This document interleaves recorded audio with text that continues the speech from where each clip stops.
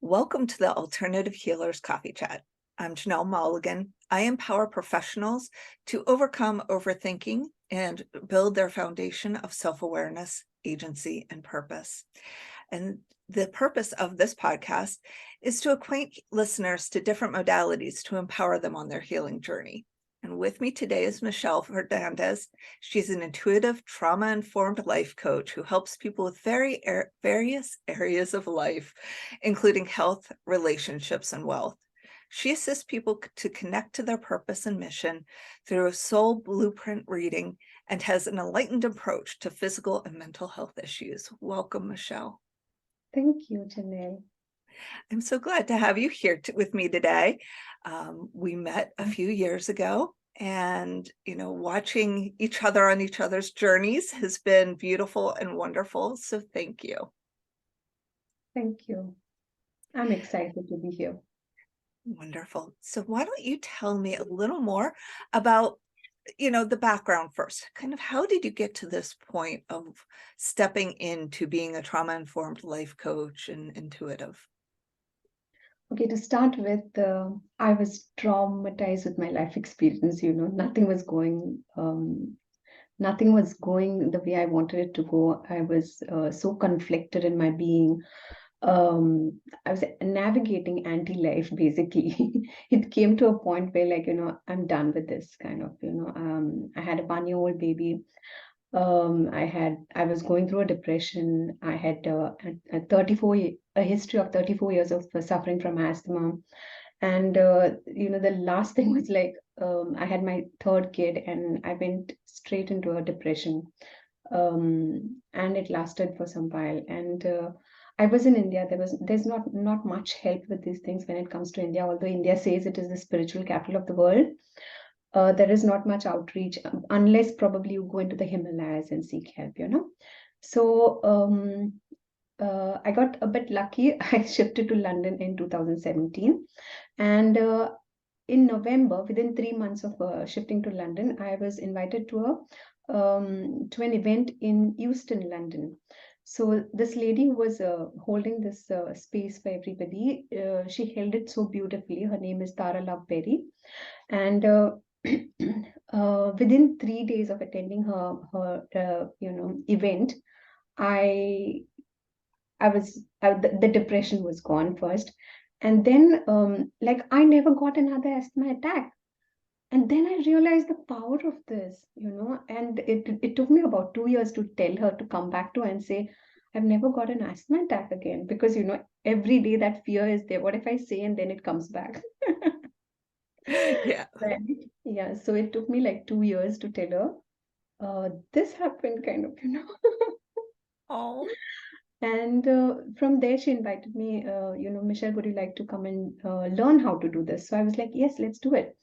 And that's how my journey started. That's how I became a healer. And after doing all the trainings, all the courses, trauma informed therapy, healing, all the stuff, soul blueprint reading, Akashic records. Afterwards, I read my own blueprint and I realized that I was meant to be a healer all along. Oh my goodness, that's amazing. Yeah. So tell me a little more about this soul blueprint reading. I had never heard of it until I had seen it on your website. Can you tell me some more about that? Okay, so a soul blueprint reading is you get a 6-pointed star. It's a Star of David. Okay, it comes from Jewish mysticism. Earlier, the rabbis, whenever they used to name a person, they used to give the most favorable name so that they don't come with too many karmic imprints and they don't go through too much suffering in life. So they used to be the ones doing all this work, and then it as with the planetary alignments happened. Most people didn't have access to this work except the rabbis. So as the planetary alignments happened, this work opened up to more people, and now a lot of people do soul blueprint readings, especially the ones in the healing community. It comes with a lot of responsibility, this work, because yeah, in any work it comes with great power, comes with great responsibility, of course. Okay. And you mentioned it's kind of based off names. So Yeah. does it have a numerology type connection to it? Yes, it has a numerological connection to it. So it's like it's like a six-pointed star. You can go and check out what's the Star of David. Okay, so you'll have a downward pointing star. This is like the physical part of your life. This is your life from 0 to 35 years of age. This is where your psyche is getting developed. Okay, so you come with past life patterns, and they will usually reflect in the challenges position. And then you have your talents, so that you can open up the challenge, like you can unlock the challenge. And then you have the goals position, meaning you are going to achieve a particular goal which you've already set up on a soul level before you were coming into this incarnation. And then you have an upward pointing triangle. This is the spiritual part of our life. This is from 42 years of age to the end of your life. Okay, so this is the higher purpose of why you incarnated in the first place. This is what you're wanting to achieve. So all this, from the age of 0 to 35, to everything, to all this, it is, so that you can bring about this higher purpose. You can live into your higher purpose, and then eventually, as you're working through all the challenges, the talents, the goals, in the end, you open up the soul destiny position. Okay. And that is the main reason why you're here, Okay. you have access to it. But the more and more you work on your soul blueprint, the more it opens up. And usually people have, people go through midlife crisis between the ages of 35 and 42. This is because they are flipping triangles. Okay. And that actually, one of our guests, Kristen Vedovich, is an astrologer and talks about the Saturn return, which happens around age 30, which now I'm kind of seeing how these puzzle pieces come together. The Saturn return challenges you to look at your structure, look at your life. Are you doing what you're meant to do? And that seems to tie very closely into the same concepts of, and she calls, astrology also similar to a blueprint. So I've heard the term, I guess, blueprint before in connection to astrology and soul. I just had not seen it in the context of the Star of David. And, pulling these pieces of information together just intrigues me so much to kind of see how things have woven together to create these modalities. And they all have their uniqueness and beauty, but they all have kind of a similar thread. So have you heard about the Saturn return in astrology? Yes, I did. Most people go through their, the dark night of the soul when the Saturn returns. Yeah. I can relate to that too. So that So is the awakening happens during that phase. okay. Interesting. And Crystalline even says, she gets very frustrated that our current society wants people to have their entire lives figured out by age like 20. And in fact, it's not aligned with how our blueprints apparently are set up. We're not really going to learn that stuff or really start to understand it until age 30, and above potentially. It sounds like, is that your experience? Yes. So basically, in the physical part of your life, you might be working in a corporate, and at a certain point, that life doesn't make sense to you afterwards. It's like, your soul is forcing you to align to your blueprint, and it will suddenly you lose your job. Suddenly, things are not working out for you, and it's like, that soul urge is coming through to align more and more to your blueprint. The soul blueprint is also called as the soul contract. Okay. Okay. I definitely have heard that term. Okay. That's beautiful. Okay. Awesome. Like my brain is pulling all these pieces of information together. Yeah. So it's like, it's what we have contracted to experience in this lifetime. And there are so many things you can do with your blueprint. Suppose it's not working for you, because there are some codes which are really very heavy, and you just can't overcome them. So then you do a recode for those type of codes, and otherwise you can upgrade the blueprint. You can do that at the atmic level, the seventh plane of existence. Mhm. Yeah, on the in this yeah, it's like, you know, the at the soul level you have to go and change it. Yeah, recode Okay. it. Interesting. Okay. So how long now have you been working with the soul blueprints? I since last April. Beautiful. And you've started your your healing journey years before that, correct? Yes. Okay. So it's been since 2019. That was when I took my first training, and 2017 was when I healed. Then it took me 2 years. 2019, I started doing my trainings. Straight away started doing my case studies, and I was helping people heal as well. And then as you do it, the more and more you do it, the more you evolve, and the more sophisticated your approaches become. Yeah. Definitely. And, as we know that our clients are brought to us for a reason, as much as we are brought to our clients to help heal them, they tend to have something to show us and help us learn in the process as well, which I think helps evolve our practices. Yes. So what do you find you're working with your clients the most on? What seems to be one of their main challenges these days? So I work with people. So, this healing journey is more about, the mirroring aspect of it, which is very, very true. You attract clients who have had similar experiences to what you have had. So my life was like, I suffered from sexual abuse at a very young age. I was around 3 years old when it happened. And from there, I started, getting sick, because my parents didn't come with a very, evolved approach to that. um, and um, I didn't feel very understood, very, like, it was like, we don't want to talk about it, kind of. And then it happened to my brother, my other siblings as well. And I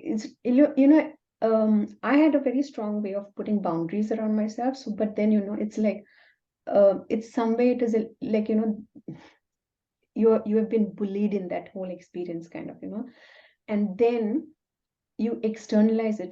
Being so innocent doesn't work in this world. Being so doing all the time good, good, good doesn't work in this world. Then you become, you internalize all those, that wounding, and eventually the bullied becomes the bullier as well, right?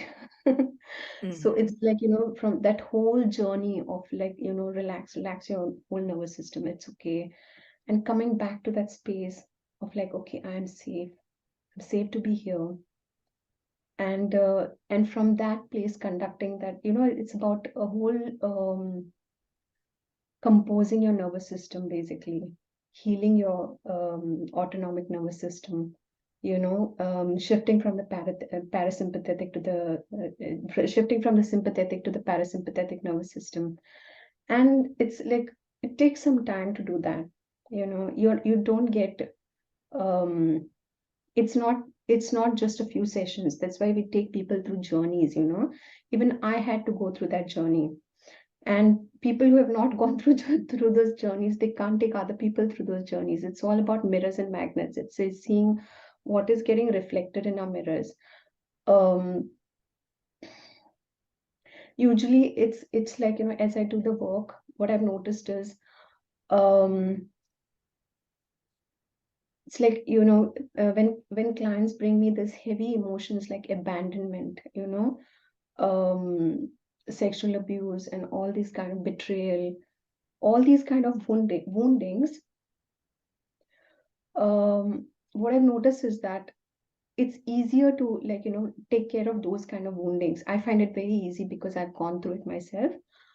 And most of the time, like, even in one session, you can like, you can calm down their nervous system, and the grip of that whole thing, it leaves them. Okay. But there is one wound, the wounding of rejection. It doesn't leave you so easy, especially if you've gone through narcissistic abuse. It will come to show you the mirror again and again and again. Look at yourself in the mirror again and again, like because and it's just part of the process. You have to understand that it's part of the process, and it's at every level there is another devil waiting for you. This Mhm. is true with the rejection. Yeah. So do you find to help, make sure I'm seeing you on the same level, when you talk about rejection, is rejection and abandonment the same thing to you, or are they kind of two different challenges? Yeah, there are two different challenges. Like in the state of abandonment, your nervous system is like, trying to make sense of it all the time. Like, why did I get rejected? It is a personalized wound. Okay. Okay, it is more personalized. Why did my parent, like, why did my dad reject me? Sorry, abandon me?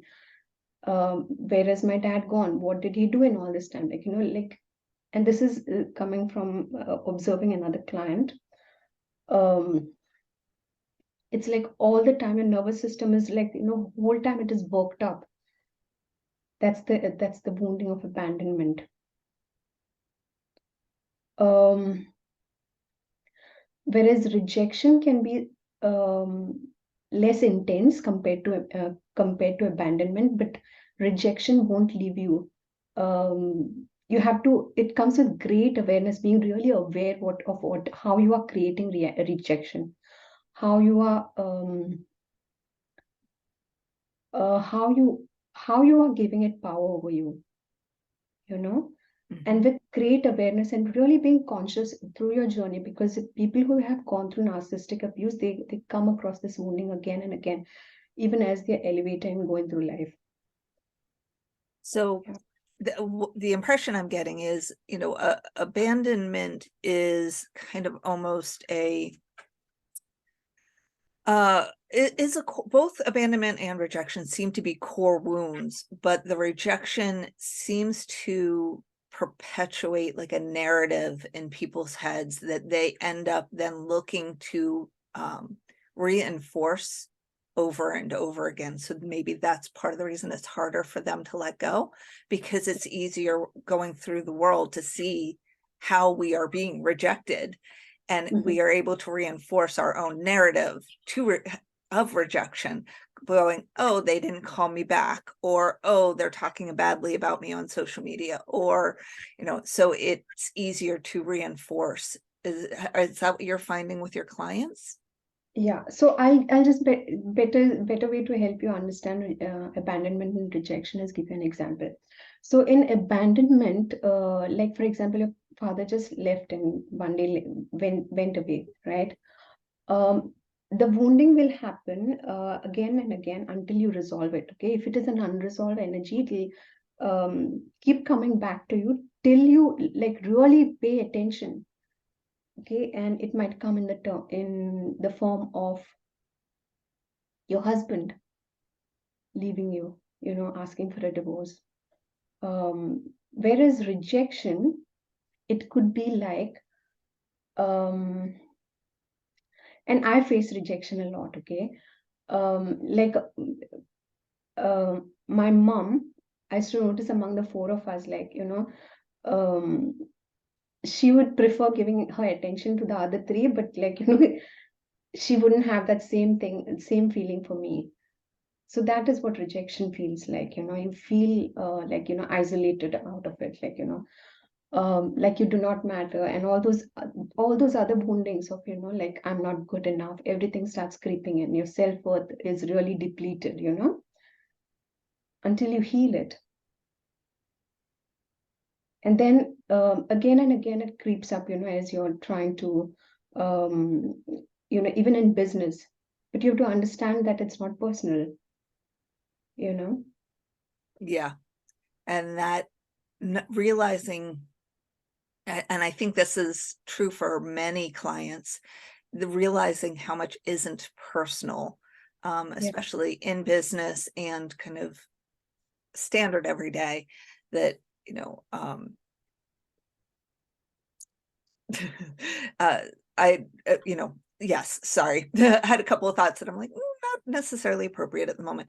But it is that it's recognizing what is true about us and what is true about the world. There's a quote that's been on my mind a lot recently, is your perception of me is a reflection of you. My reaction to you is an awareness of me. Yes.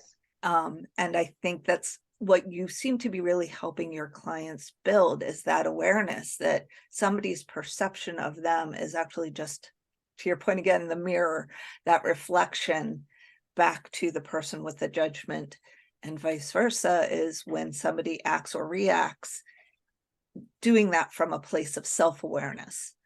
Yeah. Um, And rejection is, there's also another thing, about rejection.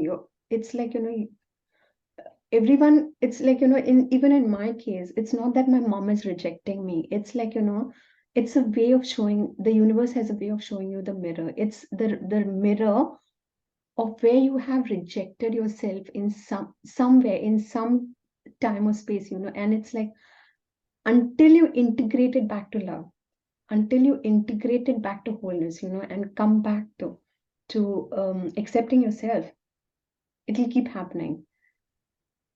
Definitely agree. Yeah. So when a client comes to you with these challenges, what does that look like? How do they start, with what is your process at a high level when they come to you? Okay. So at the, like, I get a lot of queries when it comes to, like, sexual abuse and all those kind of very, very deep trauma. Okay. People who are sick. I take them through the, it's called the I Love You Me process, that is about self-love. Okay. And it is integrated with trauma therapy. Um, it is a process of coming back to a state of wholeness. And this is the exact method I use for them to heal from physical or mental health issues, to heal from, even money traumas can be healed with this modality. And there is another, for me, what is most important for me is, helping the client align as much as possible, come into soul alignment. Because from the human, doing things can be like going like through zigzag roads, right? Whereas when you're doing the same thing from the soul level, it is like a straight line path. There is less drama involved, there is less time involved, like the soul will take a very zoomed out high level perspective and do things. Whereas the human, like, he wants to go from A to M, it's like he'll stop at every A to B, A to F, A to C. It just goes on in this loops kind of. Yeah. So they, now I believe you said your program's a 12-week program typically for clients. Yeah, 12-week program. So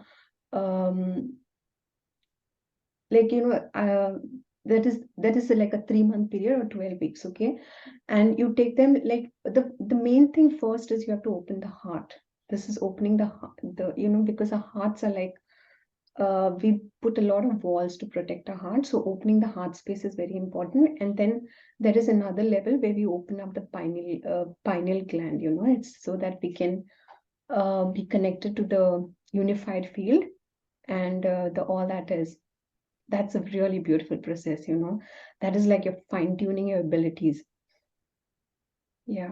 This is this space, when your pineal gland is functioning properly, um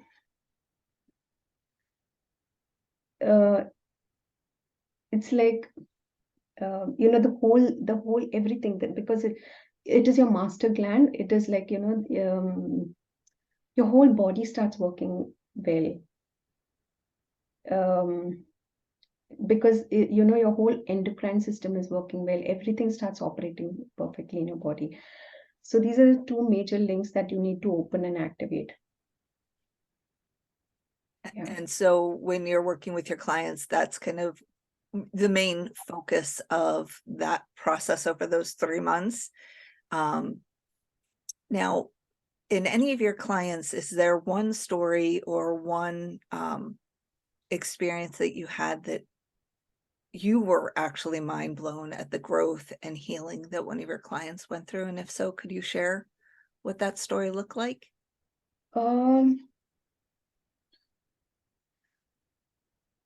So I don't share my clients' trauma stories, okay? Understood. But I see that, you know, even if they do one session with me, I do sessions for people like, you know, 3-month containers, as well as, but this particular one client who came to me, she had a wound of abandonment. I won't go deep into her story because, you know, trauma lives vicariously into the system. Oh, So yes. yeah, so but the thing is, she was able to change the whole, like, you know, that whole history. It was like a wipeout for her, you know, and she felt so light and so much better. And then she came to give me the feedback for that. Yeah, Wonderful. something as heavy as abandonment, you know, like I sometimes even I think like you might have to go again over another session, but it happened in one session. Yeah, And especially with abandonment, I can see where, depending on how deeply it's rooted and when it happened in the human's development, it could be harder to unroot, to get all the way down to the depths and release it. But to be able to do that in one session is, you know, extraordinary for a lot of people. yeah, And to start feeling that freedom that can come with it. Most people can't even imagine their lives without it because it is almost become a part of them. It is part of what they see as their own identity. yeah. And that actually brings up a question. Have you found many clients that have some struggle in releasing some of their trauma because it has become so much a part of their identity? Meaning they recognize, oh, I was abandoned, therefore I am. And then when they can release the abandonment, it's like, well, who am I now? Yeah. So usually there are clients who will, you know, I don't want to take the responsibility for it, you know. It's like they are not getting it that they have created this particular scenario to go through as a life experience. And when people don't take the responsibility, it's for it, it's much more difficult to heal it, you know. And even this wounding of abandonment that it cleared in one go was because it was done in the Akashic records. So it was easier for it to, because there's a lot of assistance in the Akashic records, you know, the divine realm is intervening for you. Yeah. So with your clients, do you always do a soul read or a soul blueprint? Do you always do Akashic records, or is it kind of on a case-by-case basis? Um, so usually now, you know, earlier I used to charge quite a bit for the Akashic records because I'm quite a clear channel for it. Um, but now that, like, you know, people require all this assistance and it's picking up the pace. I give my services, you know, at a standard rate. Like, you money shouldn't be the barrier, and it's like, you know, increasing the outreach as much as possible. Yeah. Okay. And um, Except hypnosis. Hypnosis takes a long time, so I don't give it at that rate. for those sessions, are they like an hour long, 2 hours? That not, I know that the hypnosis are quite much longer. Yeah. You know, a normal session with you, is that like an hour, 2 hours? What does that look It's like? like an art time. Yeah, in Okay. 1 hour. And usually the things like, you know, we do with content sharing videos and all that kind of we don't have the time to do all that stuff. You know, we don't give them the left brain theories in a session. It's just pure right brain stuff, you know? Yeah. And do you find with your clients, especially when they're coming with such deep trauma, how easy is it for them to lean into the right-brained concepts? Does it seem to take more time? Are they more willing to, when they come to you, to say, okay, I'm more open to the creativity, the imagination, the heart space concepts? So it is more about feeling their way through, you know. even their own wounding, I help them feel their way through. And it's like, we align, like how we are in this session, in this container. That's why we create sacred containers for them to enter. They're very boundaried, nothing of that information goes out. It is very secure. This is where trauma goes to, like, it's going to its final resting place, kind of, I either, when I'm working with trauma cases, I send all the trauma, the heavy, dense energies, either to a place of evolution or dissolution. Um, I don't talk about other people's stories. It's just not nice. It's one thing about clients speaking about their own stories, but hearing them from a therapist is just not a nice thing. I let people speak about their stories. I don't talk about them. Okay. And the way, there are different ways in which I can do the trauma work, the integration work, Sometimes I lead through the soul blueprints. Sometimes it's people come just for an Akashic record session, and sometimes they just want a self-love therapy for that. So whatever they feel called to, I do it in that manner.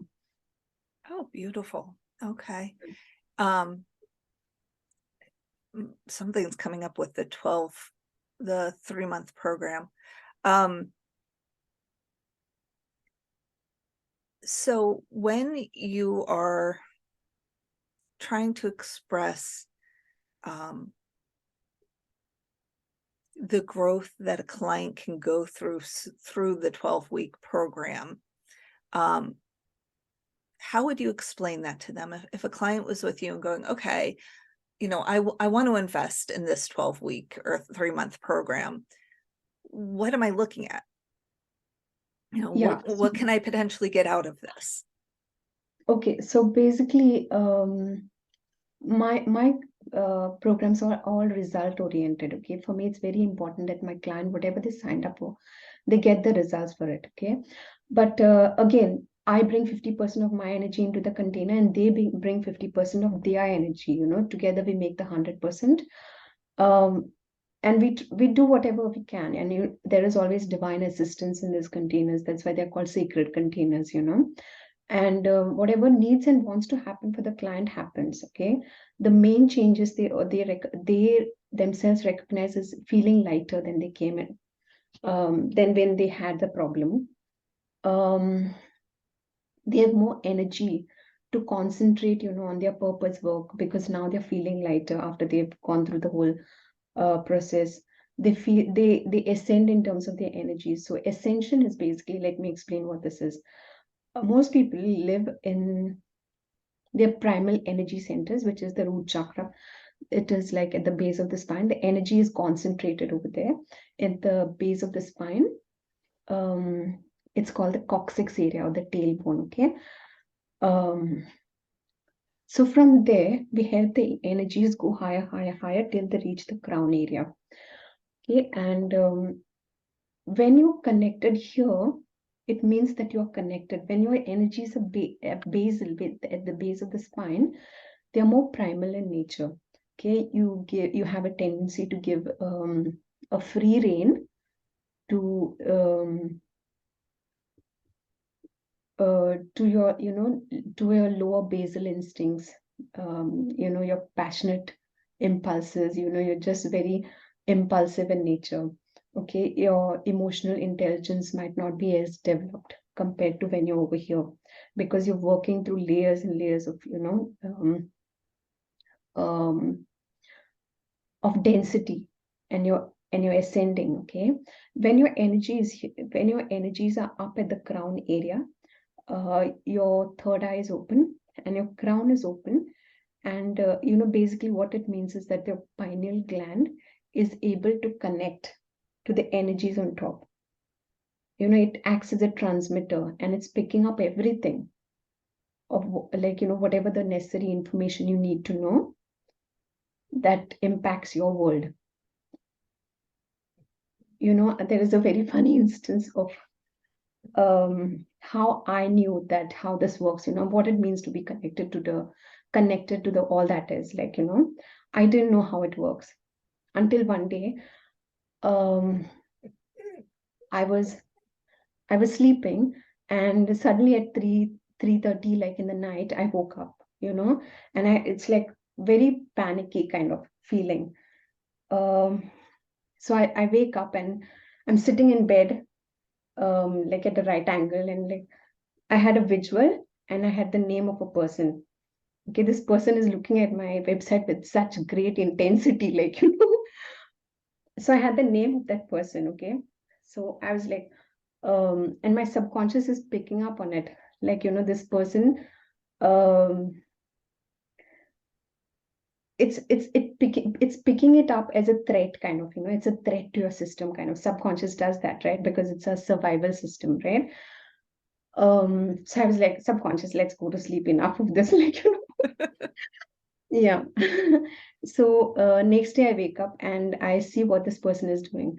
So he's gone live and he's like literally reading out my website information. Oh my goodness. Yeah, that's how accurate it is. Wow. And so with this person, was he reading it out because he was interested or judgmental? Like how Oh was no, he no, approaching this it? this person is another coach in India, and he's reading it out. It's like he's reading it out like he's already delivering the services. The first time he's actually introduced to the service. It was unethical. He had no consent to do anything like that. And it's like he doesn't even know. It's like the first time he's getting introduced to a concept as within, so without, or something like that. Mm-hmm. And he's like, I already know this stuff, like. It was funny just to observe it. Yeah.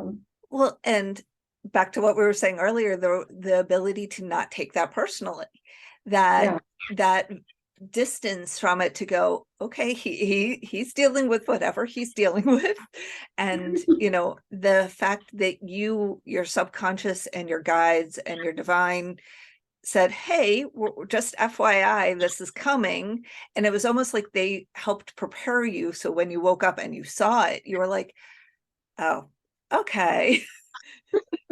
And that was the first time. Now I pick up a lot of information. Usually it's like in the night I pick it up, or just while washing the utensils, suddenly a download comes, like.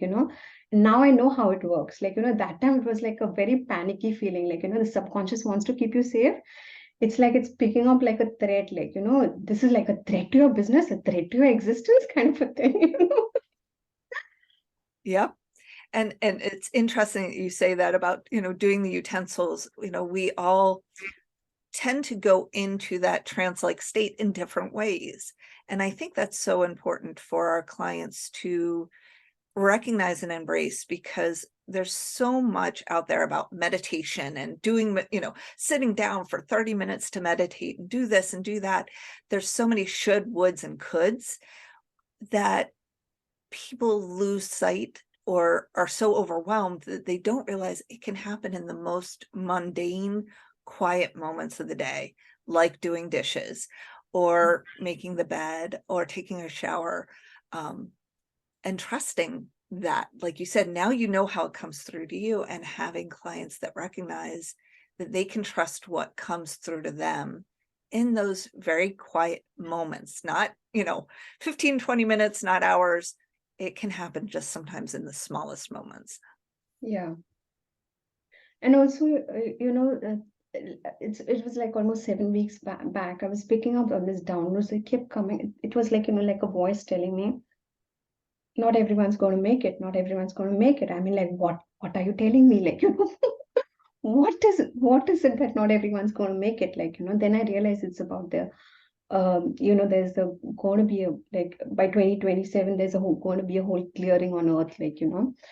And so it's like, when you get these heavy downloads, like, then you have to check it out, like with other healers.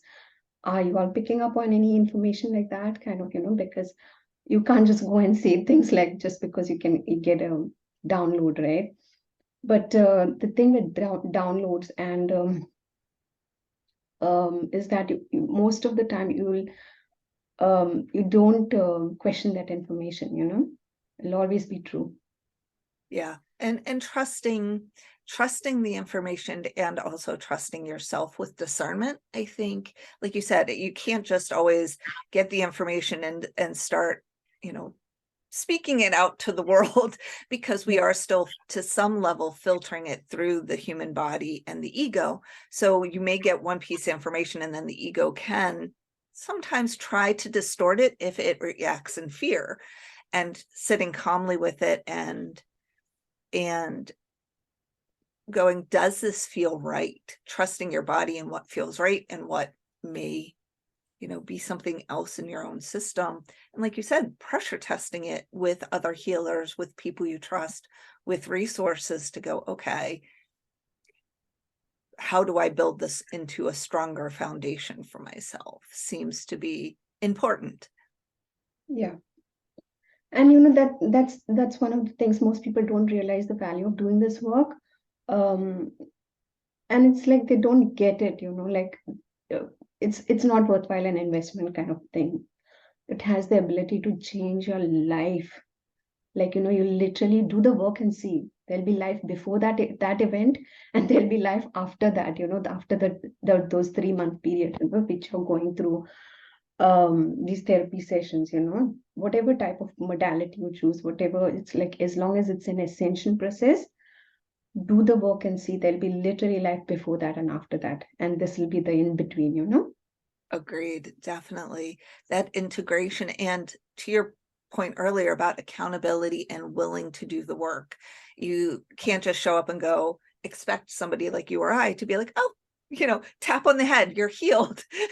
It doesn't work that way. The client has to come into it going, I'm willing to put the effort, the energy into this. And that's what it really comes down to, most, at least from what I've seen with my clients and myself, is the energy into it, that I'm willing to challenge what I think I know and Yeah. allow it to be changed, learn more and grow from there. Yes. And also what I've realized, Janelle, like, I mean, you think buying a car is a good investment, buying a house is a good investment. Yes, all these are good investments, but all that stuff you're leaving behind and going. When you're working on the subconscious, it's like you're taking that, you're taking your evolved self with you lifetime after lifetime. You're not having to deal with it again and again. You've dealt with it or done with it, Yeah. And to your point about the soul contract and the blueprint, if you believe that we came to Earth reincarnated to learn and to grow and to experience things on this earth, then why not put that investment into the next reincarnation or the next dimension that your soul will explore, and take these lessons with you? Yes. Now, do you find, do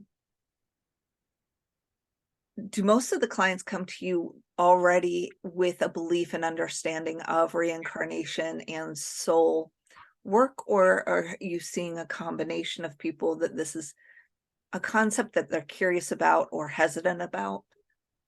In today's day and age, most people, that's not the main priority. They just want to get rid of what is holding them back. They're already quite an evolved kind of an audience. They know what they want.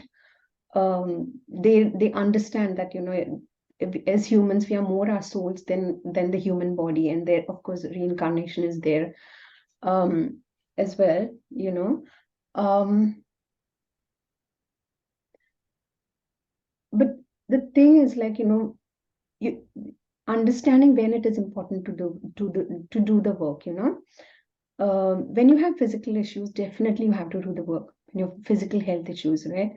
When you have mental health issues, definitely go do the work, right? When you have money traumas, do the work, okay? Because you're meant to be abundant. People who don't have access to a whole lot of abundance causes a whole lot of stress in our nervous system, just brings a whole vibration down. Do the work. People, if you're caught up in a whole lot of judgment, do the work. If you're waiting for a savior, do the work. There is no savior coming to save you. You've got to save yourself. Why would Jesus or whoever, whoever we have been installed, given these ideas that they are our saviors, why would they do something as um, is the word coming is like, why would they be like, why would they want to take away your power to save yourself? Right? You have the power to save yourself. Why would you want to wait for a savior? When I was in so much pain, so much trouble, imagine I had waited for a savior. I would still be in so much pain. Mhm. Right? I had to go and do the work on myself. Yeah. And when you do that, it just clears your pathways. It opens you up so much. You are able to tune into your purpose work. Otherwise, you're always caught up in your own problems, your issues, and there's no end to it. It just keeps bringing more and more people who have to do the work themselves, bringing them into your field, which is triggering you, which is causing you all sorts of upsets and pains. And because the universe is built in such a way to always, show you the mirror, what needs to happen within you so that you can work on it. Every direction you go, you can't just go from country to country, thinking you're living behind the pain. No, the pain is lodged in your energy field, right? In your aura. So basically, your aura is like, if you put your hand around yourself, that is how extensive it is. Okay. If you do a lot of energy work, like in healers and all, your aura will be very expanded, extended, because we work in a very expansive way. Okay. People who go through a lot of trauma, the aura is very contracted, the energy is very contracted. um so yeah, those are the people who need to do the work. If you're caught up in a whole lot of judgments, do the work. If you're waiting for a savior, do the work. If you're blaming everybody else, do the work. If you're blaming the governments, do the work. Because this is all about self-awareness, bringing awareness to yourself, Yeah. taking the reins back. I'm the creator of my reality. Yep. Yeah. Our journeys start with us from the Yeah. moment we're born, and allowing us to take control of that narrative of ourselves, of our awareness, and writing our own story. We don't have to wait for somebody else to write it, even though that is what society currently tells us. That is not, in fact, how this works. We get to write that for ourselves, and we get to make that choice. Yes. And also another thing is like, when you're living in a whole lot of pain, it's like your focus is, because we have been trained this way to externalize our focus. We are looking through these eyes, hoping that some doctor will be able to fix us, someone else, our teacher, somebody else, a parent, somebody will just have a look at us and, fix us kind of. We are not broken to be fixed. Doctors cannot do it. No, There they are, can but help relieve, they can help maintain, but ultimately when it comes down to the core of the issues, we yeah. have to start here. Even the medical industry, what it does, it's like putting a temporary band-aid on your pain. It's not going to the depth of your symptoms. It's like, look at it in terms of a tree. Like, would you like, what doctors go is like snipping the leaves, or at the most one branch they might snip, temporary. Oh, this is causing you some problem, temporary like solution to the thing. But if you like, if you're suffering from chronic health issues, then what you need to do is basically attend to the roots of the problem, harmonize the roots, go to the roots of the problem and harmonize what is not in harmony. That's what the work is about. Yep. And once you've dealt with that, it's like in most cases the problem will be just gone. Yeah, what is that saying about the flower? You don't throw a plant away just because it's not growing. You tend to find new soil, change the environment. If the plant isn't thriving, you change the plant's environment.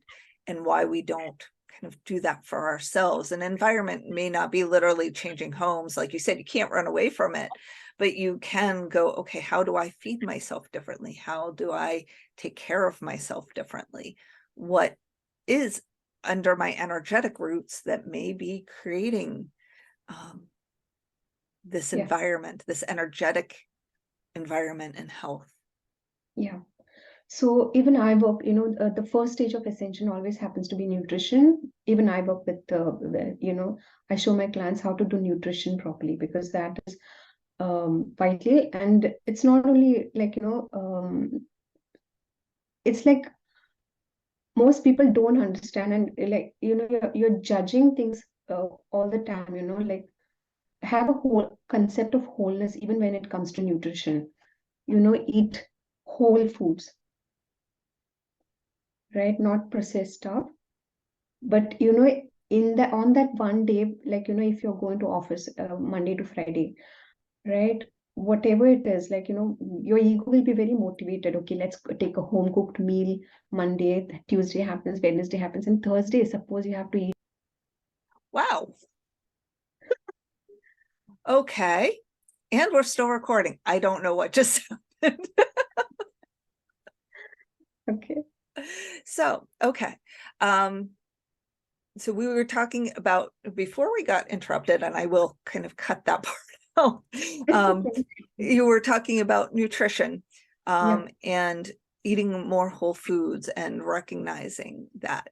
If you want to start with that thought. Yeah. So basically, when it comes to nutrition is the first stage of the ascension process.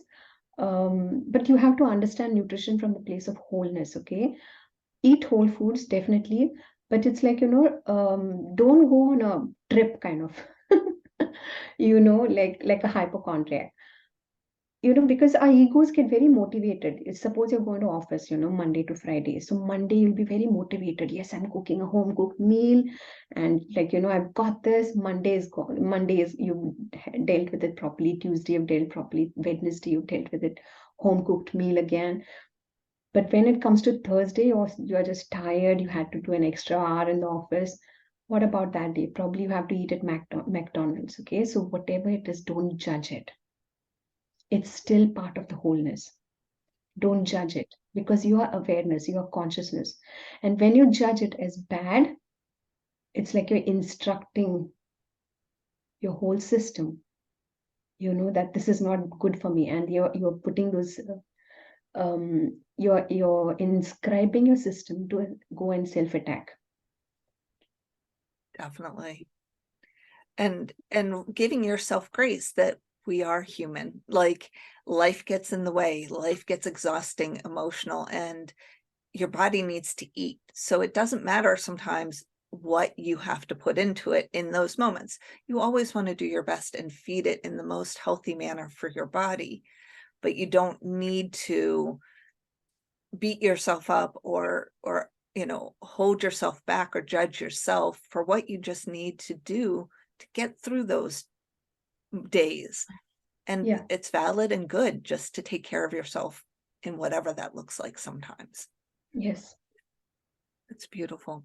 Well, we are almost at time, which I think our guides kind of tried to tell us that as well. Do you have any last minute or last minute isn't the right word I'm looking for. Any last thoughts that you would like the listeners to know or think about as they, are moving forward on their healing journey? So healing doesn't have to be, like a very painful experience. That's why you do it with a coach who has already gone through the journey. So basically, it's like, when you're having a troublesome experience, you're at that point in life where you feel like you're in a deep, dark well, kind of, and you don't know the pathways of how to come out of that well. That's when, come to a coach, take the services of a coach, because these coaches have already gone through the journey. They were first of all in a dark, deep well themselves, and they took help from their own mentors. They found the way out. They know the pathways to liberation. They where you can just breathe. You can come out of that deep dark well, and you can just breathe and integrate everything back to wholeness, life. You can navigate. You can align to life, because most of us who are in a whole lot of pain, our energies are navigating anti-life. So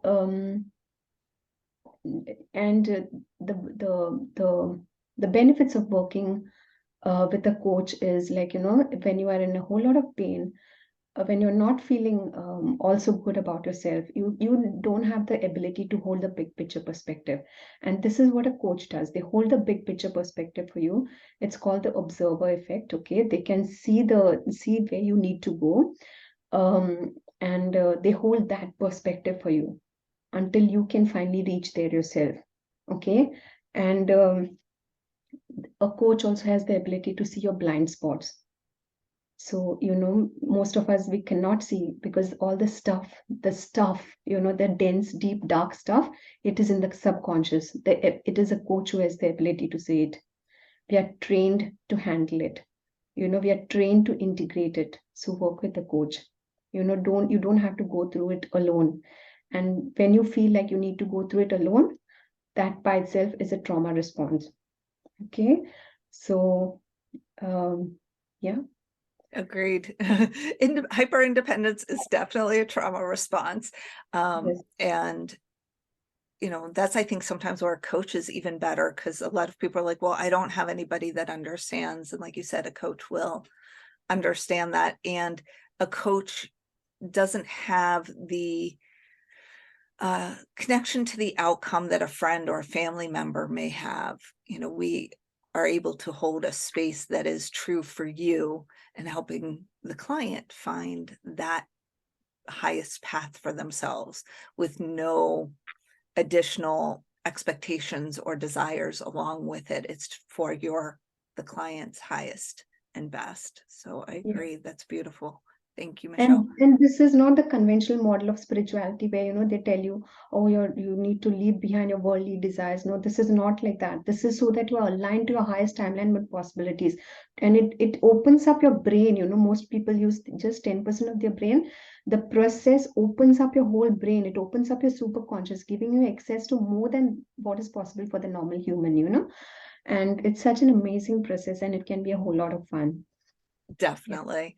And like you said, it doesn't have to, you don't have to change your entire life to do this. By working on yourself, it will help you guide to the life that you would like. But it doesn't mean, many healers, when they first start their healing journey, are like, I'm going to become a healer. This is beautiful. You don't necessarily have to do that. If that's what you're ultimately called to do, wonderful. But allow yourself to go through the journey. And you may find that, you are already very much aligned in some ways, but you just have to make tweaks. And I think that's important for a lot of people to recognize that you don't have to make a entire shift of your reality. You can do it step by step. Yeah. It has to, we help you make it, you make it to the other side with ease and grace. That's what working with a coach helps you do. It doesn't have to be like a whole, like big shift kind of, it is gradually shifting. That's why we work, we go into sessions week by week, uncover whatever is lying there in the denser, darker realities so that you can shift it towards the light. It's like putting a torch, a flashlight on whatever is in the darkness, right? Yeah, very much so. So if anybody wanted to reach out to you, how could they find you, Michelle? So you can find me. I'm Michelle Fernandes on Facebook. My email is michelle@michellefernandes.love.